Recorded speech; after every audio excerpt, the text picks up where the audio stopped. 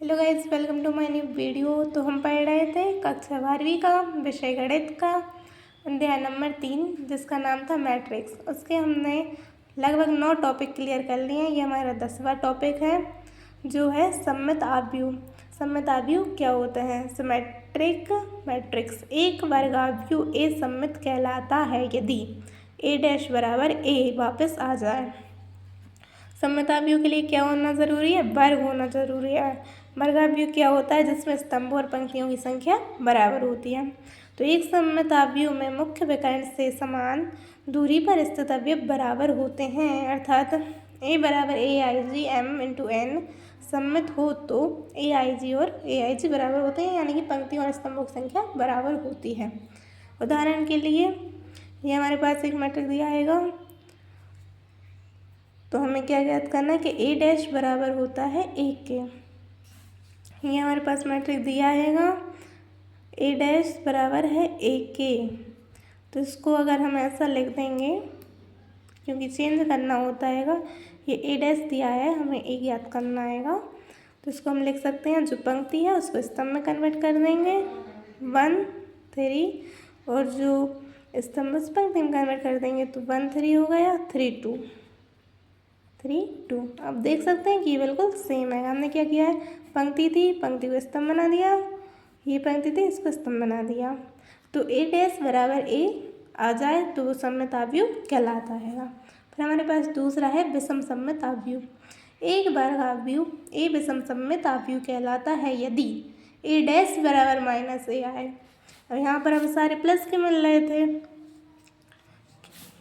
और फिर सारे प्लस के थे, हमें ज्ञात करना कि ए डैश बराबर माइनस ए आए। उदाहरण के लिए हमारे पास एक मैट्रिक आव्यूह है, जिसको हम ऐसे भी लिख सकते हैं। माइनस का मतलब ये है कि जो प्लस का होता है वो माइनस का होता है, जो माइनस का होता है वो प्लस का हो जाता है। तो हम इसको कन्वर्ट करेंगे, ये हमारे पास पंक्ति है, इसको स्तंभ लिख लेंगे। 0 0 0 ही होता है, चाहे प्लस का लिखो चाहे माइनस का। अब ये प्लस का आएगा तो ये माइनस का हो जाएगा, और ये माइनस का है तो ये प्लस का हो जाएगा, और ये भी नहीं, ये प्लस का, ये माइनस का हो जाएगा। हमारे पास 0 0 ही था, 2 हमारे पास किसका था? माइनस का, तो ये प्लस का हो गया। और फिर हमारे पास ये 2 प्लस का था। एक सेकेंड, कुछ गड़बड़ हो रही है शायद। एक आव्यूह दिया है हमें 0 2 -2 2, तो ये था, और 0 तो 0 ही होता है, प्लस माइनस जो भी लिखो आप। माइनस का था, ये प्लस का हो जाएगा, ठीक है। और ये प्लस के थे, ये माइनस के हो जाएंगे। ये यहाँ पे पहुँच गए, ये यहाँ पे हो जाएंगे। सिर्फ माइनस हो जाता है इसमें, और कुछ नहीं होता, ठीक है। ये माइनस का था तो ये प्लस का हो गया था, ये दोनों प्लस के थे तो ये माइनस का हो गया था, ये दोनों बराबर है। बस इसी में थोड़ी सी कन्फ्यूज़न हो रही थी। आई होप कि आपको समझ में आ गया होगा कि ए डैश बराबर माइनस ए, जो प्लस का होता है वो माइनस का हो जाता है, जो माइनस का होता है वो प्लस का हो जाता है। इसमें चिन्ह समान होना ज़रूरी नहीं है, क्योंकि माइनस प्लस में चिन्ह बदल जाते हैं। प्रमाण पहली क्या है हमारे पास? वास्तविक अवयवों वाले किसी वर्ग आव्यूह ए के लिए ए प्लस ए डैश एक सममित आव्यूह कहलाता है, तथा ए माइनस ए डैश एक विषम आव्यूह कहलाता है, विषम सममित आव्यूह कहलाता है। हमारे पास दूसरी प्रमेय क्या थी? किसी वर्ग आव्यूह को एक सममित तथा एक विषम सममित आव्यूह के योगफल रूप में व्यक्त किया जा सकता है। यहाँ पे हमने क्या पढ़ा था कि ए प्लस ए डैश क्या होता है? सममित, और ए माइनस ए डैश क्या होता है? विषम सममित, ठीक है, क्योंकि माइनस का चिन्ह आता है विषम सममित। ये हमारे पास एक क्वेश्चन है, थ्योरम पे बेस्ड। आव्यूह बी दिया हुआ है को एक सममित आव्यूह के रूप में व्यक्त करना है।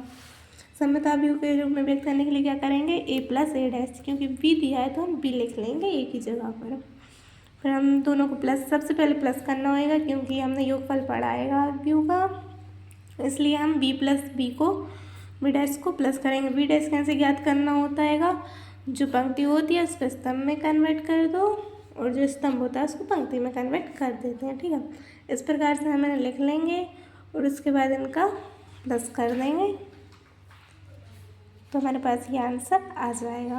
अब हमें क्या ज्ञात करना है, b प्लस बी डैश का डैश, क्योंकि हमने इसमें पूछा था कि को एक सममित अवयव के रूप में व्यक्त कीजिए। ये हमारे पास LHS आ चुका था। b प्लस बी डैश क्या होएगा, जो LHS और RHS बराबर होते हैं, सॉरी एक सेकेंड, ये ऐसा था, b प्लस बी डैश बराबर होएगा b प्लस बी डैश याद करना था हमें, तो हमने ये b प्लस बी डैश याद करना कर लिया था। अब हम परिवर्त का परिवर्त अगर आपको निकालना हो तो b प्लस बी डैश का डैश, इसमें थोड़ी सी कन्फ्यूज़न है जो कि हम आपको नेक्स्ट वीडियो में क्लियर कर देंगे। अभी के लिए आप इसको छोड़ दीजिए। हमें सिर्फ इतना ही याद करना था, सममित अवयव के रूप में व्यक्त कीजिए। तो हमने पहले दोनों को लिख लिया, b प्लस बी डैश ये अवयव थे। बी डैश कैसे ज्ञात करते हैं, जो पंक्ति होती है उनको स्तंभ में कन्वर्ट कर देते हैं और जो स्तंभ होते हैं उनको पंक्ति में कन्वर्ट कर देते हैं। फिर हमने इन दोनों को जोड़ दिया तो हमारे पास ये अवयव प्राप्त हुआ था। अब क्योंकि हमने b प्लस बी डैश याद कर लिया था, हमारी पहली थ्योरम यही थी कि सममित अवयव क्या होता है, ये प्लस a डैश, तो हमने इसे एक सममित अवयव के रूप में व्यक्त कर दिया है। ये इतना ही है। ठीक है, क्योंकि अगर आप b प्लस बी डैश निकालेंगे तो परिवर्त का परिवर्त वही अवयव होता है, जिस अवयव का आप परिवर्त निकालते हैं परिवर्त का परिवर्त वही अवयव होता है। तो ये एज इट इज़ आपको मिल जाएगा। हमने पढ़ा था, कहाँ पढ़ा था, परिवर्त की प्रमेय में पढ़ा था कि परिवर्त का परिवर्त वही अवयव होता है, वही थ्योरम लगी है, ये हमें याद आ चुका है। फिर हमारे पास नेक्स्ट क्वेश्चन है कि सिद्ध कीजिए कि अवयव a बराबर एक विषम सममित अवयव है। विषम सममित के लिए क्या ज़रूरी होना है, a डैश बराबर होता है -1 के लिए। तो हम पहले a डैश निकाल लेंगे, जो कि क्या होएगा, जो पंक्ति थी उसको स्तंभ में कन्वर्ट कर देंगे और जो स्तंभ था उसको पंक्ति में कन्वर्ट कर देंगे। a डैश बराबर क्या होएगा, हमारे पास ये मिल चुका है। ठीक है, इसके बाद हमें कुछ नहीं करना होता है, जो प्लस का होता है वो माइनस का हो जाता है और जो माइनस का होता है प्लस का हो जाता है। जैसे 0 प्लस माइनस लिखो तो 0 ही होता है वो, तो यहाँ पे 1 प्लस का था, यहाँ पे माइनस का हो गया, यहाँ पे माइनस का था ये प्लस का होगा, ये माइनस का था ये प्लस का होगा, ये प्लस का आएगा तो ये माइनस का हो जाएगा, और ये माइनस का आएगा ये भी माइनस का हो जाएगा 0। ये एक विषम सममित अवयव है। ठीक है, आगे चलते हैं हम। आज के लिए हमारा दूसरा प्रश्न है, अवयव a बराबर एक अवयव दिया है हमारे पास, सत्यापित कीजिए कि a प्लस a डैश एक सममित अवयव है और a माइनस a डैश एक विषम सममित अवयव है। तो हमारे पास a प्लस a डैश कैसे याद करेंगे, पहले a और a डैश याद कर लेंगे, फिर उनका योग कर देंगे। तो हमारे पास a ये होगा, a डैश क्या होएगा, जो पंक्ति होएगा उनको स्तंभ में कन्वर्ट कर देंगे, जो स्तंभ होएगा ना पंक्ति में कन्वर्ट कर देंगे। तो हमारे पास फिर इन दोनों को जोड़ देंगे, इस प्रकार a प्लस a डैश आ जाएगा। a माइनस a डैश भी ऐसे ही करते हैं, पहले a अवयव लिख लेंगे, उसके बाद a डैश याद करना होता है जो कि कन्वर्ट कर देते हैं ये पंक्ति को स्तंभ में, स्तंभ को पंक्ति में, फिर इन दोनों को माइनस कर देंगे तो हमारे पास एक ये अवयव निकल के आ जाएगा। क्योंकि 0 माइनस 1 1 माइनस 0 इसमें माइनस आएगा, इसलिए ये विषम सममित अवयव है। विषम सममित अवयव के लिए माइनस का होना ज़रूरी है। अब ये हमारे दूसरे थ्योरम पे बेस्ड एक क्वेश्चन आएगा कि सममित अवयव तथा विषम सममित अवयव के योगफल के रूप में व्यक्त कीजिए।